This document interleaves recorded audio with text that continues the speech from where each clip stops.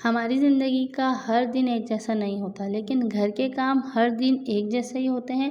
Routine चाहे अलग हो लेकिन काम सेम होते हैं और इन कामों को करते करते कब सुबह से शाम हो जाती है पता ही नहीं चलता। लेकिन अगर हम अपनी रूटीन को थोड़ा मैनेज कर लें तो घर के काम को टाइमली कंप्लीट भी कर सकते हैं और रेस्ट भी कर सकते हैं। और जब आपको ये पता हो ना कि आज मेड नहीं आने वाली, तब तो काम और ज़्यादा बढ़ जाते हैं। अस्सलाम वालेकुम my YouTube family, my beautiful ladies, कैसी हैं आप सब? उम्मीद है आप सब खैरियत से होंगी। अल्हम्दुलिल्लाह मैं भी बिल्कुल ठीक हूँ। तो यहाँ मैं आप लोगों से सबसे पहले एक बात शेयर करना चाहती हूँ। जैसा आप लोगों को सबको पता है कि मुहर्रमुल हराम का महीना चल रहा है और इस महीने की ना बहुत बड़ी फजीलत है। मेरा दिल था कि मैं ये बातें आप लोगों के साथ शेयर करूँ, तो इसलिए मैं शेयर कर रही हूँ, क्योंकि अच्छी बातें दूसरों तक पहुँचाना या फैलाना ये भी सदका जारिया है। तो बस इसीलिए मैं ये सारी बातें आप लोगों के साथ शेयर कर रही हूँ। मुझे पता है हम सबको ये सारी बातें पता होती हैं, लेकिन कहीं न कहीं डेली रूटीन में और काम के चक्कर में हम ये सब चीज़ें भूल जाते हैं। और अगर किसी से सुन लें या कोई कर रहा हो उसे देख लें तो ये रिकॉल हो जाता है और हम भी उस चीज़ की तरफ दोबारा से मुतवज्जो हो जाते हैं। मैं आपसे ये बात कर रही थी कि मुहर्रमुल हराम की बहुत बड़ी फ़जीलत है। अल्लाह पाक के नज़दीक ना सबसे ज़्यादा जो हुर्मत वाले महीने हैं ना, वो 4 हैं इस्लामी महीनों में। और उनका ना वो बहुत मोहतरम महीने उनको करार दिया गया है। और उन 4 में ज़िलक़अदा, ज़िलहज्जा, रजब और मुहर्रम। लेकिन इन चारों में भी सबसे ज़्यादा जो अल्लाह ताला का पसंदीदा महीना है ना, वो है मुहर्रम। और ये जो है ना, वो सही मुस्लिम की हदीस से साबित है।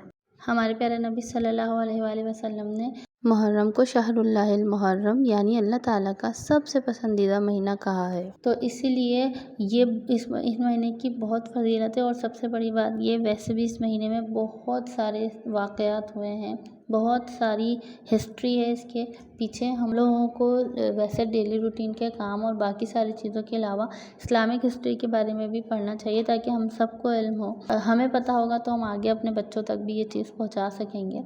तो इसीलिए मैं आप लोगों के साथ भी ये छोटी सी बात शेयर कर रही हूँ। तो रमज़ानुल मुबारक के बाद सबसे ज़्यादा जिस महीने के रोज़े अफ़ज़ल करार दिए गए हैं ना, महीने के नहीं, जिस महीने का रोज़ा, मतलब एक रोज़ा आशूरा का जो रोज़ा होता है वो सबसे ज़्यादा अफ़ज़ल करार दिया गया है। और इस एक दिन के रोज़े से ना हमारे पिछले 1 साल के गुनाह माफ़ हो जाते हैं। सुभान अल्लाह, अल्लाह ताला कितने ज़्यादा रहीम और करीम है। इतनी ज़्यादा रहमतें और बरकतें हम लोगों के ऊपर नाज़िल फरमाते हैं। सिर्फ एक दिन का रोज़ा और 1 साल के गुनाह माफ़ हो जाते हैं। बस यही बात आप लोगों के साथ शेयर करनी थी। व्लॉग की डेली रूटीन की तरफ बढ़ते हैं। ये है कि मेरा किचन बहुत दिनों से बहुत ज़्यादा गंदा था। मैं 2-3 वीडियो में आपके साथ बोल भी चुकी हूँ कि डीप क्लीनिंग करनी है, डीप क्लीनिंग, मगर मौका भी नहीं मिल पा रहा था। और ना जो डेली रूटीन के काम थे, जो ज़्यादा मुझे लग रहा था कि करीब मतलब पहले करने वाले हैं, वो मैं ज़्यादातर निपटा रही थी। लेकिन आज मैंने सोचा कि लाज़मी कंप्लीट करना है। तो बहुत ज़्यादा मुझे अपना सिंक वगैरह भी बहुत ज़्यादा गंदा लग रहा था और डीप क्लीनिंग भी नहीं हुई थी काफ़ी टाइम से अच्छी तरीके से, कॉर्नर, क्योंकि पहले भी मैं बहुत दफ़ा बता चुकी हूँ कि ऊपर का घर है तो मिट्टी बहुत ज़्यादा आती है, इतनी डस्ट आ जाती है। नॉर्मली वैसे भी बहुत ज़्यादा डस्ट आती है, लेकिन क्योंकि 3rd फ्लोर होने की वजह से ना कुछ ज़्यादा ही डस्ट आती है। तो वो अब जब मैं नहीं थी तो वो आती रही। ऊपर से तो हस्बैंड ने वॉश वगैरह, बर्तन वगैरह वॉश कर लिए, स्लैब वगैरह भी साफ़ हो गई। लेकिन जो कॉर्नर में चीज़ें मेरी रखी हुई हैं, जो बास्केट वगैरह, ये जो भी होल्डर वगैरह है मेरे पास, उनके नीचे बहुत ज़्यादा डस्ट थी। तो अभी वो सब हटा के मैंने सफाई किया, आपने वीडियो में देख ही लिया होगा। उसके बाद ये जो सिंक था बहुत ज़्यादा गंदा हो रहा था। अच्छा, मैं अपना सिंक इस तरीके से साफ़ करती हूँ, माशाल्लाह साफ़ भी हो जाता है और बिल्कुल चमक भी उसकी बरकरार रहती है। मैं ना थोड़ा सा काला तेल जो मिलता है किसी भी पंसार के पास से, या वो जो केमिकल वाले होते हैं ना अक्सर मार्केट वगैरह के बाहर, वहाँ से आपको मिल जाएगा, ईज़िली मिल जाएगा। तो थोड़ा सा काला तेल आप उस पे डाल दें और ज़रा सा बेकिंग सोडा, ज़रा सा नहीं, थोड़ा सही बेकिंग सोडा लेके, और ना छोड़ना नहीं है बिल्कुल भी। मुझसे गलती हो गई थी, एक साइड वाला थोड़ी ज़्यादा देर छूट गया था, तो वो जो उसके अंदर वाली जो छन्नी होती है, जो स्ट्रेनर होता है, तो ना वो थोड़ा सा ना ब्लैक हो गई थी। तो इसलिए इसको बिल्कुल नहीं छोड़ना। जैसे ही आप डालें सोडा डाल के फ़ौरन आप इसको जो है ना स्क्रब करना शुरू कर दें। और उसके बाद आपके सामने ब्लड था कितना साफ़ हो गया था। तो फिर मेरी नंद आ रही थी तो मैंने कहा कि चलो अब वो मतलब मिलने आ रही हैं, तो फिर इसलिए मैंने बिरयानी बनाई थी और मैं ऑलरेडी इसकी रेसिपी आप लोगों के साथ शेयर कर चुकी हूँ। मेथी टिक्का बिरयानी की रेसिपी वो बहुत मज़े की बनती है, आप लोग ज़रूर ट्राई कीजिएगा। तो फिर मैंने जल्दी से उसमें मसाला चिकन में लगा के रखा। जब तक चिकन मैरिनेट हो रही थी तो मैंने बेडशीट वगैरह चेंज की और साथ ही ना मैंने डस्टिंग वगैरह भी कर ली थी। साइड टेबल्स जो है वो बहुत ज़्यादा मिट्टी हो रही थी उनके ऊपर ना, तो इसलिए क्योंकि मैंने ड्रेसिंग टेबल वगैरह तो साफ़ कर ली थी लेकिन साइड टेबल्स नहीं की थी। मैं ना एक एक दिन करके सारा काम कर रही थी।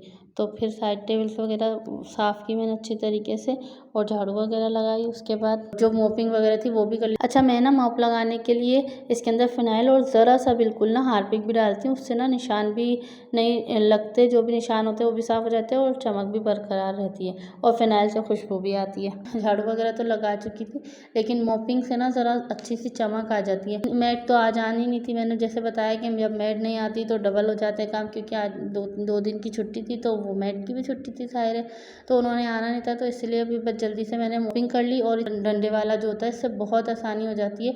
और मेरे पास जो ये वाला है ना जिसमें स्पिन भी आराम से कर लेते हैं, बस अच्छी तरीके से आपने इसको जो जितना आपको डिप करना है अच्छी तरीके से गीला करके फिर स्पिन कर लें। बहुत ज़्यादा निचोड़ने या खुद मेहनत करने की इसमें कोई ज़रूरत नहीं है, बस डिप किया और अच्छी तरीके से ना स्पिन कर लिया।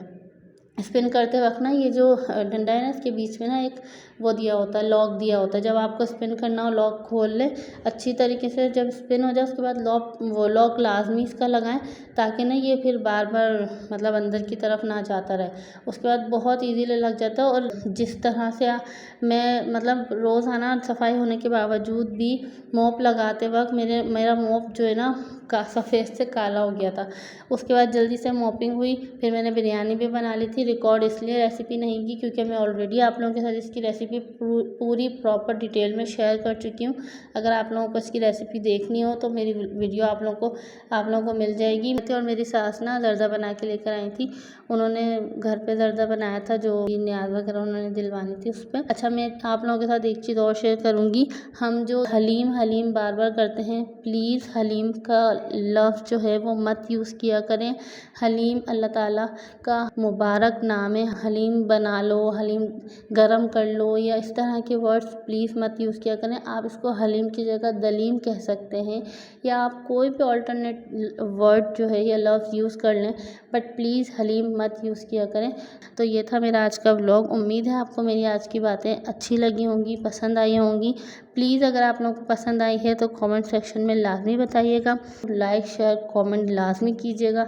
और अगर मेरे चैनल पे आप लोग न्यू हैं तो सब्सक्राइब भी लाजमी करके जाइएगा। मैं आपसे मिलूँगी नेक्स्ट व्लॉग में, तब तक के लिए अपना और अपने प्यारों का ख्याल रखें, मुझे दुआ में याद रखें। अल्लाह हाफिज़।